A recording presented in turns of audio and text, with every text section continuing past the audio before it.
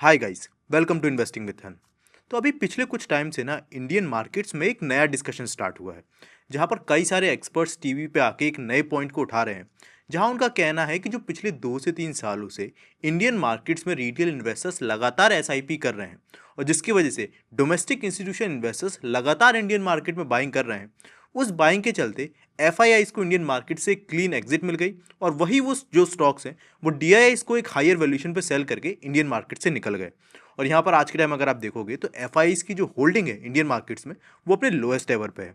और इसी पूरी डिस्कशन के बाद जब मे का म्यूचुअल फंड का डेटा भी आया तो उसमें भी हमें एक शॉकिंग चीज़ देखने को मिली कि मे के मंथ में इंडिया में जो इक्विटी का मंथ ऑन मंथ इन्फ्लो था in the form of SIP, उसमें हमें 40% का एक मैसिव ड्रॉप देखने को मिला। एंड दिस डेटा प्रूव्स कि अब एक्चुअली में retail investors equity mutual funds में अपने न्यू एसआईपी करने से काफी ज्यादा पैनिक कर रहे हैं। But here is my question for you, have you ever thought कि रिटेल इन्वेस्टर्स की एसआईपी से रिलेटेड ये जो नए डाउट्स और क्वेश्चंस है ये अभी अचानक से क्यों उठ रहे हैं? बिकॉज एसआईपी तो रिटेल इन्वेस्टर्स पिछले 2 से 3 सालों से कंटिन्यू रखे हुए हैं, जब से मार्केट में फॉल आना शुरू भी हुआ है। तो इसके रिलेटेड आज मैं आपको एक दूसरा साइड दिखाऊंगा, जहां पर मैं आपको ऐसा डेटा बताऊंगा जो कि आपको एक्चुअली में दिखाएगा म्यूचुअल फंड इंडस्ट्री का एक ऐसा डार्क साइड जिसके बारे में कोई बात नहीं करता, और कैसे आपको इस पूरी डार्क साइड का रियल पिक्चर आज देखना है। तो वीडियो काफी ज्यादा इन्फॉर्मेटिव होने वाला है। बस मेरी आपसे यहाँ पर एक स्मॉल रिक्वेस्ट है कि वीडियो के एंड तक वेट करिए, और वीडियो के एंड में अगर आपको लगे कि आपको इस वीडियो से कोई जेन्युइन वैल्यू मिली हो तभी इस वीडियो को लाइक करके चैनल को सब्सक्राइब कर दीजिएगा, बिकॉज ये आपके लिए तो फ्री है बट ये हमें काफी ज्यादा मोटिवेट करता है। सो वीडियो को हम स्टार्ट करते हैं सबसे पहले यही समझने से कि एक्चुअली में इंडियन मार्केट्स में ये जो एफआईआईस की मैसिव सेलिंग ट्रिगर हुई इसके पीछे मेजर फैक्टर्स क्या है। तो देखिए, सबसे पहले तो आप ये समझ लीजिए कि एफआईआईस की ये जो सेलिंग आज आप इंडियन मार्केट्स में देख रहे हो ये कोई पहली बार नहीं है। इससे पहले भी ऐसी बड़ी बड़ी सेलिंग्स इंडियन मार्केट्स में और हर एक दूसरे मार्केट में भी एफआईआईस करते रहते हैं। बिकॉज एफआईआईस का फुल फॉर्म है फॉरेन इन्वेस्टर्स, यानी ऐसे इन्वेस्टर जो कि फॉरेन कंट्रीज में इसीलिए इन्वेस्ट करते हैं जिससे उनको वहां पर एक एक्स्ट्रा फैक्टर्स ऑफ रिटर्न्स मिल पाए। अब इंडियन मार्केट्स में अगर आप देखो, इसमें आप देखोगे कि सितंबर 2024 के बाद से जैसे इंडियन मार्केट्स ने टॉप बनाया था, उस ड्यूरेशन में इंडियन मार्केट्स में जो वैल्यूएशंस थी वो काफ़ी ज़्यादा हाई हो गई थी। और उस वैल्यूएशंस हाई होने के साथ साथ इंडियन मार्केट्स में कोई प्योर प्ले एआई स्टोरी नहीं थी, जो कि एआई नेक्स्ट जनरेशन की ग्रोथ शो कर रहा था। और ये जो सारी चीज़ें थी ये यूएस मार्केट, कोरियन मार्केट्स और ताइवान जैसे मार्केट्स में इंटैक्ट थी, जहाँ पर ताइवान की टीएसएमसी, यूएस में जो इन्वीडिया जैसी कंपनीज हैं वो सारी ही इस एआई लेड ग्रोथ को कैपिटलाइज कर रही थी। तो उस ड्यूरेशन में बिकॉज इंडियन मार्केट्स में वैल्यूएशन ज़्यादा थी और उनको ज़्यादा हाई पोटेंशियल ऑफ ग्रोथ और फ्यूचरिस्टिक ग्रोथ इन मार्केट्स में दिख रही थी, तो लाइक एनी अदर इन्वेस्टर्स जो एफआईआईज है वो उस मार्केट में शिफ्ट हुए। अब इंडिया का मार्केट इस पूरी ही सिचुएशन से कोप अप कर ही रहा था। फिर हमें एक और कॉन्फ्लिक्ट देखने को मिला यूएस और ईरान के बीच में, जो कि हमें 2026 के स्टार्टिंग में देखने को मिला, जिसके चलते स्ट्रेट ऑफ हॉर्मोज बंद हुआ। और स्ट्रेट ऑफ हॉर्मोज बंद होने की वजह से जो क्रूड ऑयल के प्राइस है वो हमें काफ़ी बड़े लेवल पर शूट अप होते हुए देखने को मिले। और इंडिया एक क्रूड ऑयल इंपोर्टिंग कंट्री है, जहाँ पर अपना नेट क्रूड ऑयल हम काफ़ी बड़े लेवल पर इंपोर्ट करते हैं, तो उसका डायरेक्ट इंपैक्ट जो है वो हमारी करेंसी पे पड़ा, जहाँ इंडियन रुपी की वैल्यू यूएस डॉलर के अगेंस्ट केवल लास्ट 1 ईयर में 10% से ड्रॉप हुई। अब इससे हुआ क्या कि पहले ही फॉरेन इन्वेस्टर्स को इंडियन मार्केट्स में एआई लेड ग्रोथ के ना होने के चलते रिटर्न्स नहीं मिल रहे थे, और बिकॉज उन्होंने जो यूएस डॉलर इंडिया में डाले थे रुपी में कन्वर्ट करके उनकी वैल्यू 10% से गिर गई, तो ऐसे में उन्हें और भी ज़्यादा लॉसेस हुए, जिस वजह से उन्होंने अपनी सेलिंग को और भी ज़्यादा अग्रेसिव कर दिया, बिकॉज उन्हें दूसरी जगह पर ज़्यादा हायर रिटर्न्स मिल रहे थे। बट अब पिछले कुछ टाइम में सिनेरियो में चेंज आया है और इस शिफ्ट को कोई भी नहीं देख पा रहा है। तो सबसे पहले मैं आपको ये शिफ्ट के बारे में बताता हूँ और फिर मैं आपको बताऊंगा कि क्यों ये जो नया नैरेटिव है अचानक से इंडियन मार्केट्स में काफ़ी ज़्यादा पॉपुलर हो रहा है। तो देखिए, सबसे पहले आप ये देखिए कि जो अभी तक इंडियन मार्केट्स को ब्रॉडली लोग देख रहे हैं वो निफ्टी 50 के पर्सपेक्टिव से देख रहे हैं। और निफ्टी 50 में अगर आप देखोगे तो लास्ट 1 ईयर से या फिर ऑल टाइम हाई के बाद से निफ्टी 10% डाउन है, जिसमें निफ्टी 50 में हमें पता है कि इंडिया की टॉप 50 लार्ज कैप कंपनीज आती हैं। इसके अलावा अगर आप निफ्टी 100 की भी वैल्यूशन या फिर चार्ट देखोगे तो यहाँ पर भी आपको सेम चीज़ देखने को मिलेगी कि निफ्टी 100 जिसमें इंडिया की टॉप 100 लार्ज कैप कंपनीज आती हैं, ये इंडेक्स भी ऑलमोस्ट अपने टॉप से हमें 8% या 9% का करेक्शन दिखा रहा है। But what most of the investors are missing is that अगर आप निफ्टी का मिड कैप इंडेक्स का डेटा देखो, you will see Nifty mid cap 150 index अपने ऑल टाइम हाई के नियर है। यानी आपको भले ही निफ्टी 50 में फॉल देखने को मिला है, पर मिड कैप की कंपनीज ऑलरेडी रिकवर कर चुकी है। एंड नॉट ओनली दिस, ऐसा ही कुछ सिमिलर डेटा आपको सेक्टर स्पेसिफिक एनालिसिस करने पे भी मिलेगा।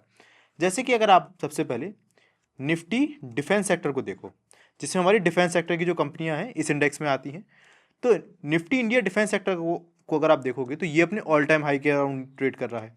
अदर देन दिस, अगर आप निफ्टी का फार्मा सेक्टर देखो तो निफ्टी फार्मा इंडेक्स में भी आप देखोगे कि ये इंडेक्स भी अपने ऑल टाइम हाई के नियर है। प्लस अदर सेक्टर्स की अगर हम बात करें तो अगर आप निफ्टी का कैपिटल मार्केट सेक्टर अगर देखते हो तो ये इंडेक्स भी अपने ऑल टाइम हाई के अराउंड है। यानी अगर आप कई सारे सेक्टर्स देखोगे तो सेक्टर्स में जो कंपनीज है वो अपने ऑल टाइम हाई के अराउंड ट्रेड कर रही हैं, और इसके अलावा ऑटो सेक्टर की कई सारी कंपनीज और पावर सेक्टर की कंपनीज है जो कि इस पूरे ही ड्यूरेशन में अपने ऑल टाइम हाई को टच कर रही हैं। यानी भले ही आपको ब्रॉडर मार्केट्स में वो रैली नहीं दिख रही है, पर ये जो मार्केट है ये सेक्टर स्पेसिफिक अर्निंग्स का है। और इसी के चलते अगर आप मार्केट में कुछ टॉप म्यूचुअल फंड्स देखो जो कि इन्वेस्टर्स के काफ़ी ज़्यादा फेवरेट है, जैसे कि पराग पारिक, तो पराग पारिक फ्लेक्सी कैप फंड की अगर आप रीसेंट होल्डिंग देखो ना तो उसमें भी आपको कुछ इंटरेस्टिंग चीज़ें देखने को मिलेगी। जैसे कि यहाँ पर अगर हम पराग पारिक का रीसेंट डेटा खोलें तो एज यू कैन सी कि पराग पारिक के अगर हम देखते हैं कि इनका जो एसेट एलोकेशन रहा है वो लास्ट कुछ मंथ्स में कैसा रहा है। स्टार्ट करते हैं हम सितंबर 2025 से। सितंबर 2025 में अगर आप पराग पारिक का एसेट एलोकेशन देखोगे तो इक्विटी में 77% होल्डिंग ये रखे हुए थे और कैश क्लोज टू 10% होल्ड करे थे। इसके अलावा सर्टिफिकेट्स और डिपॉजिट वाले सेगमेंट में, जिसमें कि एक तरीके से डेट और सेफर इन्वेस्टमेंट रहती है, वो 10% का होल्डिंग था। बट यही जो होल्डिंग है ये मई 2026 में बढ़ के इक्विटी का होल्डिंग 77 से बढ़ के 81% हो गया है। कैश जो पहले ये 9 to 10% के राउंड रखे थे वो कम होकर 4.416 हो गया है। यानी इन्होंने काफ़ी सिग्निफिकेंट अमाउंट ऑफ कैश जो है वो मार्केट में डिप्लॉय किया है और इन्होंने सेफर इन्वेस्टमेंट का जो अपना प्रोजेक्शन था और जो इन्वेस्टमेंट था उसको भी कम कर दिया है। यानी पराग पारिक जैसे रेप्यूटेड फंड को भी मार्केट में इस ड्यूरेशन में अपॉर्चुनिटी दिखी है। अब इंटरेस्टिंग चीज़ आपको देखने को मिलेगी जब आप ये चेक करोगे कि इन्होंने एक्चुअली में इन्वेस्ट किन सेगमेंट में किया है। तो अगर आप देखोगे तो सितंबर 2024 में कंपनी की जो होल्डिंग थी वो इस तरीके की थी।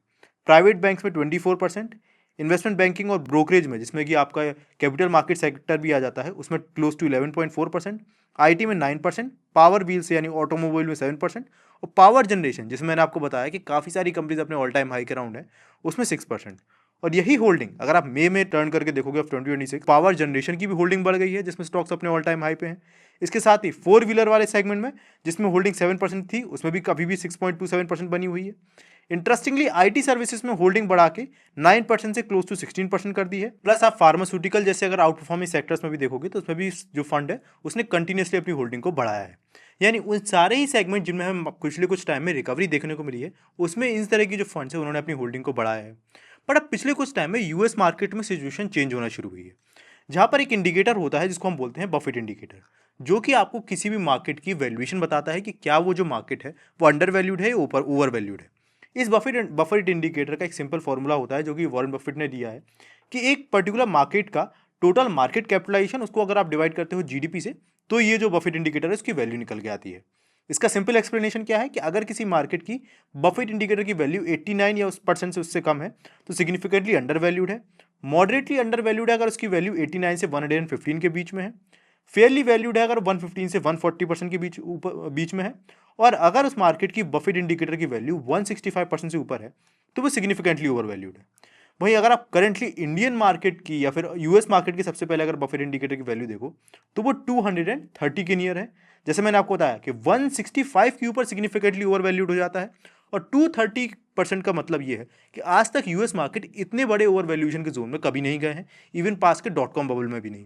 भाई इसके कंपैरिजन में अगर आप इंडियन मार्केट की करंट बफेट इंडिकेटर की वैल्यू देखो तो वो आपको देखने को मिलेगी 113 की, जो कि सिग्निफिकेंटली एक फेयर वैल्यू की रेंज में आता है। जैसे आप देख सकते हो कि 113 की जो रेंज है वो इंडियन मार्केट के कॉन्टेक्स्ट में भी फेयरली वैल्यूड मार्केट अभी ट्रेड कर रहे हैं। तो अब यहाँ पर समझिए कि हो क्या रहा है।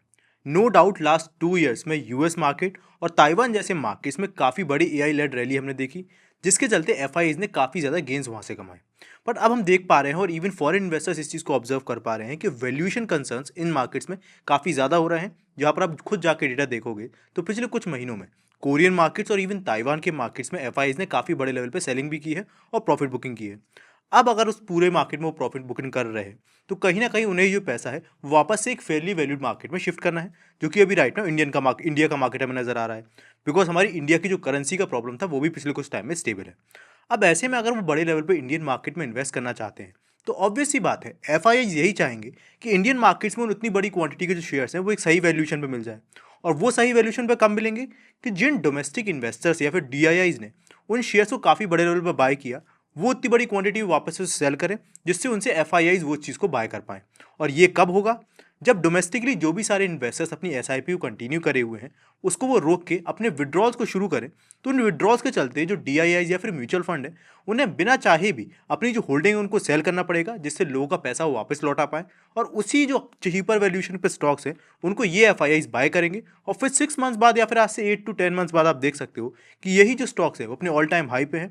और जो बेस्ट फेज था जहां पर एक रिटेल इन्वेस्टर्स ने पेशेंस के साथ उन स्टॉक्स को होल्ड किया और अपनी एसआईपी को कंटिन्यू करा, उसको उस एक्चुअल पेशेंस का कभी बेनिफिट नहीं मिलेगा और उसके लॉन्ग टर्म के जो रिटर्न्स है वो काफ़ी ज़्यादा एवरेज ही रह जाते हैं। और इस चीज़ को बैक करने के लिए खुद एक्सिस म्यूचुअल फंड की एक रीसेंट स्टडी भी बोलती है कि अगर उनका एक म्यूचुअल फंड लेट सपोज 19.1 से लेकर 19.2% के रिटर्न्स देता है, तो एक एक्चुअल रिटेल इन्वेस्टर जो कि उसी सिमिलर फंड में इन्वेस्ट कर रहा है उसके बावजूद उसे अपने पोर्टफोलियो में केवल 13 to 14% के ही रिटर्न्स देखने को मिलेंगे। और ये एडिशनल 4 to 5% रिटर्न्स वो इसीलिए मिस करता है बिकॉज इस तरह की मार्केट टाइमिंग्स में जब मार्केट से पैनिक क्रिएट करता है तो पैनिक में जो फंड्स है उनको गलत टाइम पे वो एग्जिट कर देता है। So this was my take on this whole situation. क्या आपको भी लगता है कि ये जो पूरी पैनिक सिचुएशन है ये डेलिबरेटली मार्केट्स में क्रिएट करा जा रहा है? कमेंट बॉक्स में बताइए। एंड अगर आपको वीडियो पसंद आए तो प्लीज़ वीडियो को लाइक करके चैनल को सब्सक्राइब भी कर दीजिएगा। एंड ऑल्सो डाउनलोड धन ऐप जिसका लिंक मैंने आपको डिस्क्रिप्शन बॉक्स में प्रोवाइड कर दिया है। Investments in the securities market are subject to market risk. Read all the related documents carefully before investing.